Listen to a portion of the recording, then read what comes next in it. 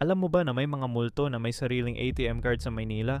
Nung 2 taon na ang nakalipas, may kakaibang report ang mga bangko sa mga lumang distrito ng Maynila. Nakita nila sa CCTV na may mga matandang tao na nagwi-withdraw sa ATM. Normal lang, di ba? Pero hindi. Ang mga taong ito namatay na matagal na.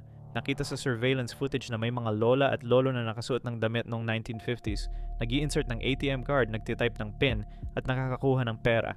Pero ang account nila, zero balance. At ang mga card na ginagamit nila, pag-check ng bangko, walang record na nag-issue sila ng ganong card. Pero ang pinaka nakakatakot, yung pera na nakuha nila, nawawala lang pagkatapos ng ilang oras. Parang nawala sa hangin. Ang mga bangko, hindi alam kung paano nangyayari ito. Ang mga security system nila, pinaka-secure sa mundo. Pero paano nakakapasok ang mga kaluluwa sa sistema nila?